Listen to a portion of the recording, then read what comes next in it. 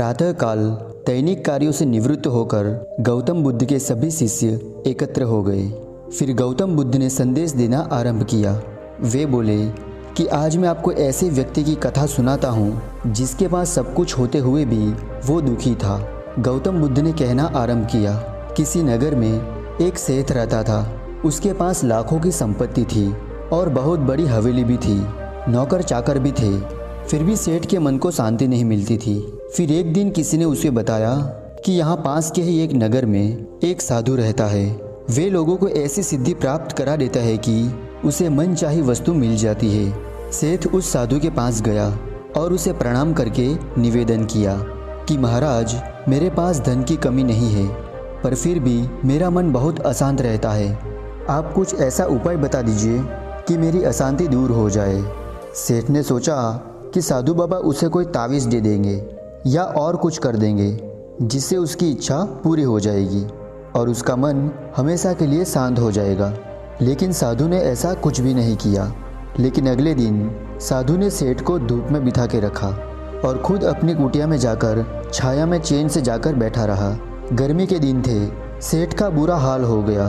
उसको बहुत गुस्सा आया, पर उसने किसी तरह से खुद को शांत रखा। फिर दूसरे दिन साधु ने कहा कि आज तुम्हें दिन भर खाना नहीं मिलेगा।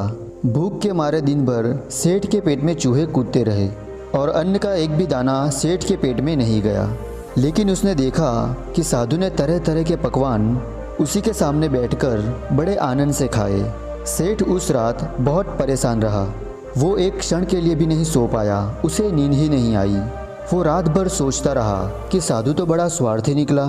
तीसरे दिन सवेरा होते ही उसने अपना बिस्तर बांधा और यहाँ से चलने को तैयार हो गया।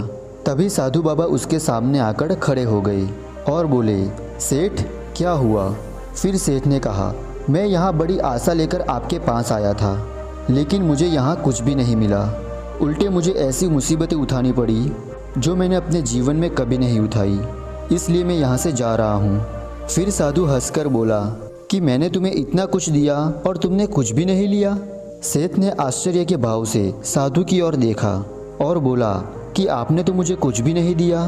फिर साधु ने कहा, सेठ, पहले दिन जब मैंने तुम्हें धूप में बिठाया और स्वयं छाया में बैठा रहा, तब मैंने तुम्हें बताया कि मेरी छाया तेरे काम नहीं आ सकती।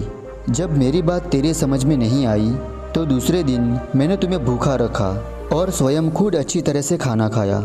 उससे मैंने तुम्हें समझाया कि मेरे खा लेने से तेरा पेट नहीं भरता। सेठ, याद रख, मेरी साधना से तुझे सिद्धि नहीं मिलेगी। तूने अपना धन तेरी मेहनत से तूने कमाया है और शांति भी तुझे अपने पुरुषार्थ, साधना और अपने मेहनत से ही मिलेगी।